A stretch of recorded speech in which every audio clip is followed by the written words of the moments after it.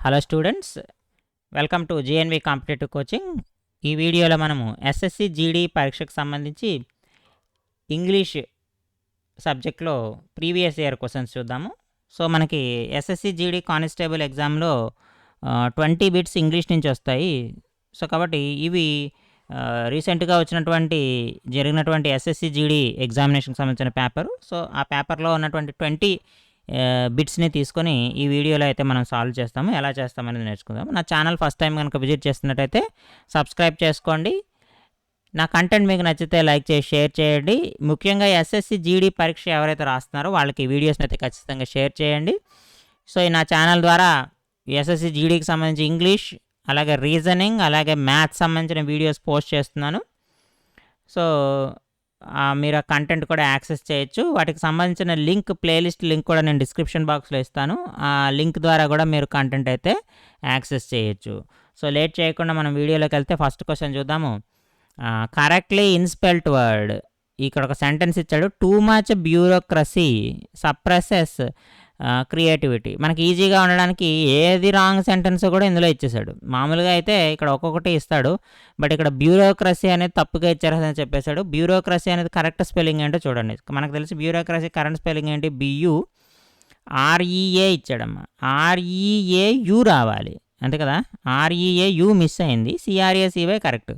కాబట్టి BUREAU CRACY option 1 is the right answer. ఇవన్నీ తప్పులు, రాంగ్ స్పెల్లింగ్స్. కాబట్టి answer 1 is the right answer. Next question చూడండి. Select the most appropriate word that can substitute the underlined word in the given sentence.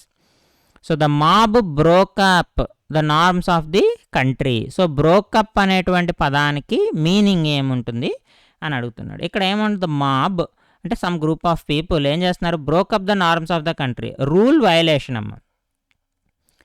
Rules violation. Broke up అంటే అర్థం అది. So rules violation అంటే మీనింగే వచ్చిందిగా violation అని. కాబట్టి ఖచ్చితంగా ఏమవుతుంది? వయలేటెడ్ అవుతుంది. బ్రోకప్ అనే పదానికి అర్థం ఏంటంటే డైరెక్ట్గా వయలేటెడ్ అని వస్తుంది. ఇన్వాడ్ అంటే ఏంటి? Entering forcefully.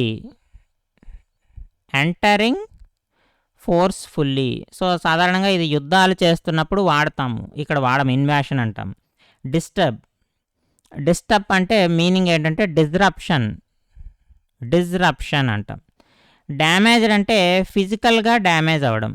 ఫిజికల్గా డ్యామేజ్ అవ్వడం అంటే ఫిజికల్ చేంజ్ ఉండడం. సో ఇక్కడ ఈ మూడు కూడా ఈ కాంటెక్స్లో సరిపోవు కాబట్టి వయలేటెడ్ అనేది మనకి కరెక్ట్ ఆన్సర్ అవుతుంది. Next select the most appropriate option to fill in the blank. So ఈ బ్లాంక్లో ఏం వస్తుంది అడుగుతాడు. The skeleton of an unknown person has been hanging on the tree dash last Wednesday అంటున్నాడు. ఇక్కడ చూడమ్మా, లాస్ట్ వెడ్నెస్డే అనే పదం ఉంది చూడండి మనకి. Last Wednesday shows point of time. Point of time. ఎప్పుడైతే పాయింట్ ఆఫ్ టైం వచ్చిందో మనం ఏం వాడతాము? సిన్స్ వాడాలి. మరి పీరియడ్ ఆఫ్ టైం వస్తే ఏం వాడాలి? పీరియడ్ ఆఫ్ టైం వస్తే ఫర్ వాడాలి. పాయింట్ ఆఫ్ టైం వచ్చినప్పుడు సిన్స్, పీరియడ్ ఆఫ్ టైం వచ్చినప్పుడు ఫర్ వాడాలి. మరి ఇక్కడ లాస్ట్ వెడ్నెస్డే అంటే పాయింట్ ఆఫ్ టైం కదా, సిన్స్ ఉంది చూడండి. Option 2 is the right answer. Through కానీ అబౌట్ కానీ రావమ్మ. About some means approximation, through అంటే ప్యాసేజ్ కానీ డ్యూరేషన్ కానీ చెప్తుంది. సో ఇక్కడ పాయింట్ ఆఫ్ టైం ఇచ్చేస్తాడు కాబట్టి సిన్స్ అని పెట్టేస్తాం. అదే పీరియడ్ ఆఫ్ టైం వచ్చిందనుకో అప్పుడు ఫర్ అని పెడతాం. Next the synonym of hesitation. Hesitation అనేటువంటి పదానికి సినోనిమ్. అసలు హెజిటేషన్ అంటే ఏంటి? ల్యాక్ ఆఫ్ ఈగర్నెస్ అని అనుకోవచ్చు. ల్యాక్ ఆఫ్ ఈగర్నెస్ అంటే ఇష్టం లేకపోవడం, లేదా ఆ పని చేయడానికి మనసు అంగీకరించకపోవడం అనేటువంటి అర్థంలో ఉపయోగిస్తాం. హెజిటేట్ అవ్వడం అనమాట. సో ఇక్కడ రెడీనెస్ అని ఇచ్చాడు చూడండి. రెడీనెస్ అంటే already being prepared. Being prepared అంటే తయారుగా ఉన్నాడు అనమాట ఆ పని చేయడానికి, కాబట్టి కాదు. Reluctance. Yes, reluctance is one type of hesitation. So కాబట్టి దీనికి కరెక్ట్ ఆన్సర్ ఏమవుతుందంటే రిలక్టెన్స్ అవుతుందమ్మా. మరి ప్రూడెన్స్ అంటే ఎప్పుడు వాడతాము? Being careful. బీయింగ్ కేర్ఫుల్, జాగ్రత్తగా ఉండడాన్ని ప్రూడెన్స్ అనే సందర్భంలో వాడతాం. క్రియేటివిటీ అంటే generating some new ideas. Generating some new ideas. So creativity. So ఈ సందర్భంలో హెజిటేషన్కి కరెక్ట్ మీనింగ్ ఏంటంటే reluctance. So option 2 right answer అవుతుంది. Next select the correct word for the blanks in the given sentence. So రెండిట్లోనూ ఒకే పదం suit అవ్వాలి. There is a provision of dash delivery where as a child can dash his feelings at the age of 2 years. So normal delivery, normal his feelings, so suitable కాదు. Fast delivery okay suitable అవుతుందేమో. Child can fast his లేదు, feelings గురించి చెప్తున్నాడు కదమ్మా. Slow delivery, child can slow his feelings, no. ఈ 3 తప్పు, normal కాదు. First చూడండి, ఎక్స్ప్రెస్ డెలివరీ ఇక్కడ సరిపోతుంది. Express delivery means fast transportation, fast transport suit అయింది కదా. Wear as a child can express his feelings, express his feelings, that is communicate emotions, communicate emotions. Express feelings అంటే అర్థం ఏంటంటే communicate emotions. So ఇక్కడ express అనే పదము వెర్బ్గా ఉపయోగించాము, ఇక్కడ ఎక్స్ప్రెస్ అనేటువంటి పదము అడ్జెక్టివ్గా ఉపయోగించాము. ఆల్రెడీ డెలివరీ అనేటువంటి నోన్ ఉంది. సో దాన్ని మనము ఎక్స్ప్రెస్ డెలివరీ అంటే క్విక్కర్ డెలివరీ, ఫాస్ట్ డెలివరీ అని చెప్తున్నాం. సో కాబట్టి here express is an adjective, ఇక్కడ చైల్డ్ దగ్గర ఉపయోగించింది ఎమోషన్స్ అని చెప్పేది. Here it is expresses can act as verb. So option 4 మనకి కరెక్ట్గా ఫిట్ అవుతుంది. 4 is the correct answer. Next select the most appropriate meaning of the underlined idiom in the given sentence. The second wave of pandemic left every one in the doldrums. In the doldrums అనే దానికి మనం meaning రాయాలి. For example ఇక్కడ చూడండి, second wave of the pandemic, already first pandemic వచ్చినప్పుడే ఒక కన్ఫ్యూజన్లో ఉండుంటాం. కాబట్టి ఇన్ ద డోల్డ్రమ్స్ అనేది ఇన్ కన్ఫ్యూజన్ అవుతుందా? అవ్వదు. ఇన్ డీప్ సింపతి అనేది ఇక్కడ కాంటెస్ట్ రాదమ్మా. ఇన్ నీడ్ ఆఫ్ హెల్ప్ కూడా కాదు. కాబట్టి ఇన్ ద డోల్డ్రమ్స్ అంటే కరెక్ట్ మీనింగ్ ఏంటంటే ఇన్ లో స్పిరిట్స్ అండ్ డెస్పైర్. ఇన్ లో స్పిరిట్స్ అండ్ డెస్పైర్ అంటే ఆల్రెడీ ఫస్ట్ వేవ్ వచ్చినప్పుడే దే హ్యావ్ లో స్పిరిట్స్. మళ్ళీ రెండోసారి రావడం వల్ల ఏమవుతుంది, వాళ్ళు ఇంకా డెస్పైర్ అవుతారు. సో కాబట్టి in the low spirits and despair అనేది మనకి కరెక్ట్ మీనింగ్ అవుతుంది. Next the news owners of the news paper head changed the dash completely. So ఈ ఫిల్ ఇన్ ద బ్లాంక్లో ఏముంటుందని రాయమంటున్నాడు. న్యూస్ ఓనర్ అన్నాడు, న్యూస్ పేపర్ అన్నాడు. సాధారణంగా న్యూస్ పేపర్లో ఏముంటుంది, లేఅవుట్స్ అని అంటాం. లేఅవుట్ అంటే అర్థం ఏంటంటే arrangement of elements in a paper, arrangement of elements లేదా ఆర్టికల్స్, న్యూస్ ఆర్టికల్స్ అంటాం కదా, news articles in a paper. Elements అని అనొచ్చు లేదా news articles, news articles in a paper. So layout. So layout option 1 is the correct answer. What mean by అవుట్లే? అవుట్లే means investment. So ఇక్కడ స్విట్ కాదు, investment కాదు, outlook. So outlook means attitude అంటాం. So యాటిట్యూడ్ని అవుట్లుక్గా చెప్తాము. Outlet అంటే channel, A channel for expression, channel for expression అది ఇక్కడ అర్థం వస్తుంది, ఛానల్ ఫర్ ఎక్స్ప్రెషన్ అనేది. కాబట్టి ఇక్కడ కరెక్ట్ సూటబుల్ వర్డ్ ఏంటంటే న్యూస్ పేపర్కి లేఅవుట్ అనమాట. నెక్స్ట్ యాంటోనిమ్ ఆఫ్ డ్రీమ్, కళ. డ్రీమ్ అంటే కళ కదమ్మా. కళకి ఏముంటుంది ఇక్కడ ఆప్షన్ చూడండి, delusion, fancy, imagination, reality. So dream, reality సరిపోయింది కదా. Option 4 is the correct answer. Delusion అంటే మీనింగ్స్ చూద్దాం ఒకసారి. False belief, false belief. Fancy, imagination. Next imagination అంటే నాట్ రియల్, అది కూడా ఒక రకమైన డ్రీమ్ లాంటిదే కదా. సో మనల్ని యాంటనిమ్ అడిగాడు. సో కాబట్టి డ్రీమ్కి కరెక్ట్ మీనింగ్ ఏంటంటే reality. So option 4 is the right answer. Next synonym of colossal. So ముందు కొలాజల్ మీనింగ్ తెలియాలి మనకి. కొలాజల్ మీన్స్ ఎక్స్ట్రీమ్లీ లార్జ్ అని, ఎక్స్ట్రీమ్లీ లార్జ్ అని. ఎక్స్ట్రీమ్లీ లార్జ్ అనేది ఇక్కడ ఎక్కడ ఉందో చూడండి, immense. Immense means colossal. Immense అంటే ఎక్స్ట్రీమ్లీ లార్జ్ అని మీనింగ్ వస్తుందమ్మా. కాబట్టి ఆప్షన్ 1 కరెక్ట్ ఆన్సర్. జాయ్ఫుల్ అంటే హ్యాపీ కదా. ఎంటర్టైనింగ్ అన్నా కూడా సంథింగ్ ఎంజాయ్మెంట్, ఇది కూడా హ్యాపీ మూమెంట్కి వస్తుంది. ఫ్యాంటాస్టిక్ అంటే extraordinarily good,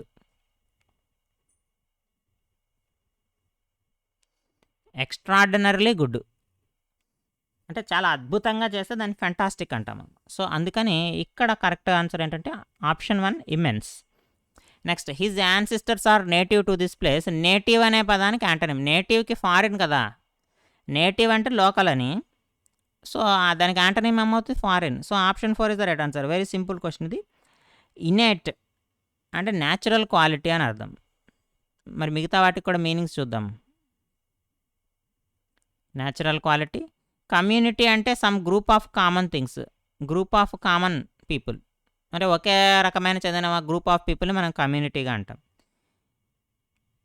enemy some kind of opposition person అని అంటాం. సో కాబట్టి option 3.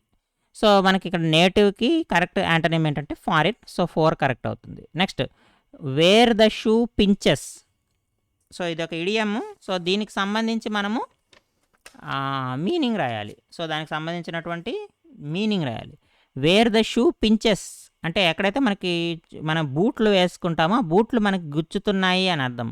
So it tells about some difficulty. Shoe వేసుకున్న తర్వాత అది గుచ్చుతుందంటే ఏంటి? మా పాదాలకి we feel some difficulty. So కాబట్టి ఇక్కడ అది ఏమొస్తుంది చూడండి. మామూలుగా ఇడియం అంటే వేరే అర్థంలో వస్తుంది. సో ఇక్కడ టైట్ ఫిట్టింగ్ షూస్ కాదు, ఎక్స్పెన్సివ్ షూస్ అనేది అసలు సూటబులే కాదు. Wear the comfort is more. Difficulty ఉంటుందంటే ఇక్కడ కంఫర్ట్ అంటున్నాడు.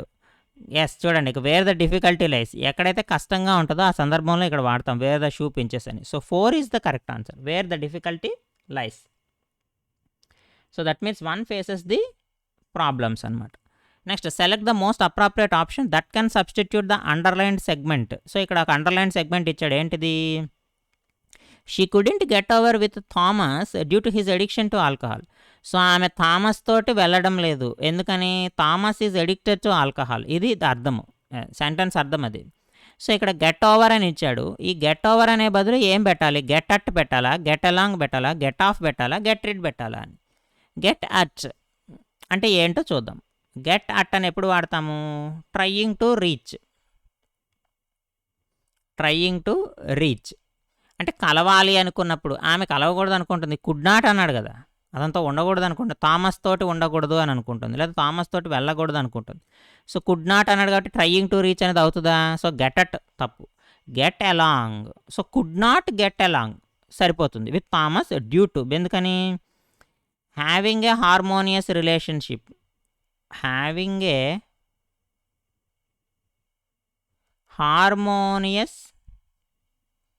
రిలేషన్షిప్. సో కాబట్టి గెట్ అలాంగ్ అనేది కరెక్ట్ అవుతుంది. Get along harmonious relationship could not అని ఇచ్చాడు కదమ్మా, అందుకని get along with Thomas due to his addiction to alcohol. So అతనితో హార్మోనియస్ రిలేషన్షిప్ మెయింటైన్ చేయలేకపోతుంది అనేటువంటి అర్థంలో వస్తుంది కాబట్టి 2 అనేది కరెక్ట్. మరి గెట్ ఆఫ్ గెట్ ఆఫ్ ఎప్పుడు వాడతాము? గెట్ ఆఫ్ అంటే ఎస్కేపింగ్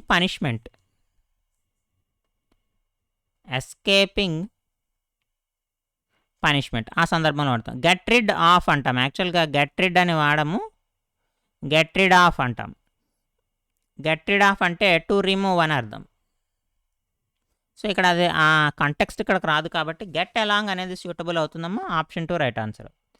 నెక్స్ట్ ఇక్కడ మనకి సెంటెన్సెస్ ఇచ్చాడు, 4 సెగ్మెంట్స్ కింద డివైడ్ చేశాడు. సో ఆ సెగ్మెంట్స్లో మనకి ఎర్రర్ ఉందా లేదా, నెక్స్ట్ ఒకవేళ ఎర్రర్ ఏమీ లేకపోతే నో ఎర్రర్ అని రాయమన్నాడు. ఫర్ ద లాస్ట్ 3 years గత 3 సంవత్సరాలుగా చెప్తున్నాడు. గత 3 సంవత్సరాలుగా Sunitha had been running private hostels near the university. Sunitha private hostels run చేస్తుందంటే యూనివర్సిటీ దగ్గరగా. ఇది ఆ సెంటెన్స్ యొక్క అర్థం. కానీ ఇక్కడ మనం చూడాల్సింది ఏంటంటే ఫర్ ద లాస్ట్ 3 years గత 3 సంవత్సరాలుగా అని ఎప్పుడైతే చెప్తున్నాడో ఇట్ ఈజ్ అంటే గత 3 సంవత్సరాల నుండి రన్ చేస్తూ, అంటే పాస్ట్లో మొదలుపెట్టినటువంటి యాక్షన్ ఇప్పటికీ కంటిన్యూ చేస్తుంది, ప్రజెంట్లో కూడా కంటిన్యూ చేస్తుంది. It should be written in present perfect continuous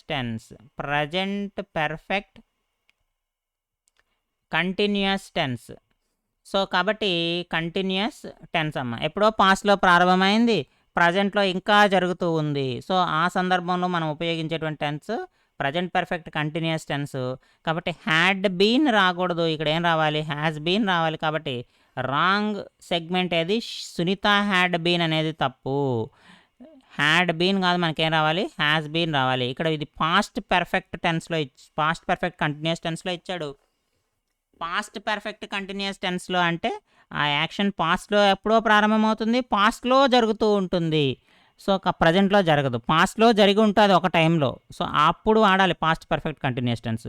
but ఇది ఇప్పటికి ఇంకా ఆమె రన్ చేస్తుంది. గత 3 సంవత్సరాల నుండి అన్నాడు, ఫర్ ద లాస్ట్ 3 years. 3 సంవత్సరాల నుండి ఆమె యూనివర్సిటీ దగ్గర ప్రైవేట్ హాస్టల్స్ రన్ చేస్తోంది, ప్రస్తుతం కూడా చేస్తోంది. సో కాబట్టి ప్రజెంట్ టెన్స్ వాడాలి, ప్రజెంట్ పర్ఫెక్ట్ కంటిన్యూస్ టెన్స్ వాడాలి. కాబట్టి హ్యాడ్ బీన్ వాడకూడదు, హ్యాస్ బీన్ రన్నింగ్ అని ఉపయోగించాలి. కాబట్టి ఆప్షన్ 1 మనకి రైట్ ఆన్సర్ అవుతుంది. ఇక్కడ కింది వాటిలో ఇన్కరెక్ట్ వర్డ్ చూడండమ్మా. Powerful correct, grateful correct, wilful అనేది తప్పు. ఒక ఎల్ఏ వాడాలి, WILLFUL, విల్ఫుల్ అనేది మనం ఉపయోగించాలి. విల్ఫుల్ అంటే ఇంటెన్షనల్ అని అర్థం, ఇంటెన్షనల్ అని అర్థం. సో కాబట్టి డబల్ ఎల్ ఉపయోగించకూడదు, సింగిల్ ఎల్ వాడాలమ్మా. Next antonym of opaque. Opaque antonym transparent అవుతుంది. బికాజ్ ఒపెక్ అనేది సాధారణంగా లైట్లో ఉపయోగిస్తాము. It opposes light, flow of light. It opposes passage of light లేదా flow of light through it. అంటే ఏదైనా సబ్స్టెన్స్ ఉందంటే దాని ద్వారా కాంతి ప్రవహించకపోతే దాన్ని ఒపెక్ సబ్స్టెన్స్ అంటాం. It allows light. Transparent substance అంటే అర్థం ఏంటి, ఇట్ అలౌస్ లైట్, లైట్ దాని ద్వారా వెళ్తుంది ఈజీగా. సో అలాంటి వాటిని మనం ట్రాన్స్పరెంట్ సబ్స్టెన్సెస్ అంటాం. సో కాబట్టి అపెక్కి ఆపోజిట్ వర్డ్ యాంటనిమ్ ఏంటంటే option 3 transparent is the correct answer.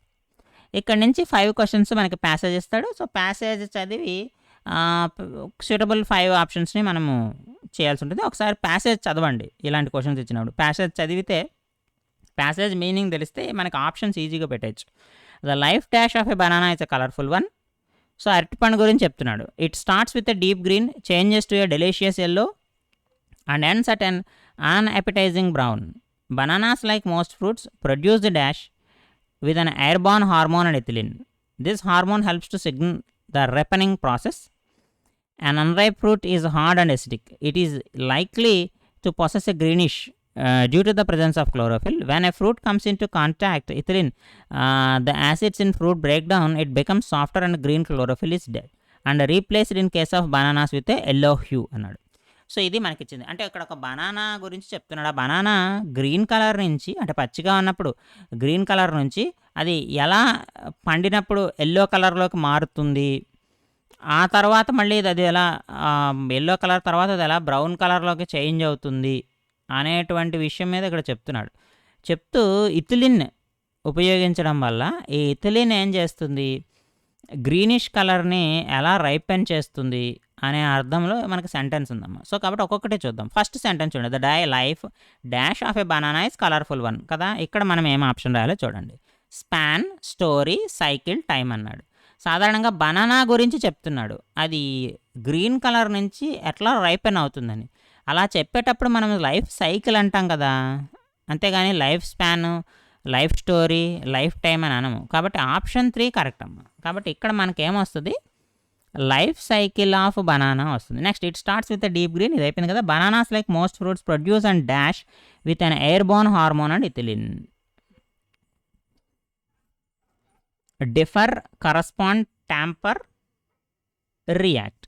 So మిగిలిన పండ్లలాగా బనానా కూడా దేంతో రియాక్ట్ అవుతుందో చెప్తున్నాడు, అంతే కదా. రియాక్ట్ అని రావాలి. Bananas like most fruits produce and react with an airborne hormone called ethylene. So ఇథిలిన్తో రియాక్ట్ అవుతుంది. మిగతా పళ్ళు ఎలాగైతే ఇథిలిన్తో రియాక్ట్ అవుతాయి, బనానా కూడా రియాక్ట్ అవుతుంది. కాబట్టి ఇక్కడ రియాక్ట్ అనేది మనకి కరెక్ట్ పదం అవుతుంది. Option 4 is the right answer. Next seed, flesh, fibre, hue. ఇక్కడ ఏమి ఇచ్చాడు, గ్రీనిష్ హ్యూ అవుతుంది. ఇక్కడ ఎల్లోయిష్ హ్యూ అన్నాడు కదా, అలా గ్రీనిష్ హ్యూ అనమాట. అంటే గ్రీనిష్ టింజ్ ఉంటుంది. So due to the presence of chlorophyll. ఈ గ్రీనిష్ టింజ్ ఎందుకు ఉంటుందంటే క్లోరోఫిల్ ఉండడం వల్ల ఉంటుందని అర్థం. So option 4 is the right answer అమ్మ. Next select the most appropriate option to fill in the blank 4. So ఏంటి, ఓవర్, ఫ్రమ్, బై, విత్ అన్నాడు. ఓవర్ ఇక్కడ పని ప్రిపోజిషన్సే ఉన్నాయి, ఏది సూట్ అవుతుందో చూద్దాం. Next when a fruit comes into contact dash ఇథిలిన్తో అంటే ఏం రావాలి, విత్ రావాలి. Contact with ethylene. సో ఇక్కడ మనకి ఏమి ఇచ్చాడు, over, from, by, with. So 4, option 4 correct అవుతుంది. Next broken up, brought to, fallen into, turn down. Fruit break down, it becomes softer and green chlorophyll is dash and replaced in the case of bananas with yellow. So green colour ఏమవుతుంది, ఎథిలిన్తో react అయ్యి ఎల్లోగా మారుతుంది. So ఇక్కడ మనకి broken up అని వస్తుంది. ఇక్కడ పదం మనకి ఏమొస్తుంది, broken up. That is option 1 is the correct answer. Brought to, fallen into, turn down అనేవి రావు. So option 1 broken up is the correct answer. ఇవి మనము ఎస్ఎస్సి జీడీ కానిస్టేబుల్ ఎగ్జామ్లో ఇంగ్లీష్కి సంబంధించిన ప్రీవియస్ ఇయర్ క్వశ్చన్ పేపర్లోని 20 బిట్స్ని మనం సాల్వ్ చేయడం జరిగింది. సో నా కంటెంట్ కనుక మీకు నచ్చినట్టయితే లైక్ చేసి షేర్ చేయండి. మరిన్ని వీడియోస్ కోసము జిఎన్వి కాంపిటేటివ్ కోచింగ్ ఛానల్ని సబ్స్క్రైబ్ చేయండి. నెక్స్ట్ వీడియోలో మళ్ళీ కలుద్దాము. Thank you for watching.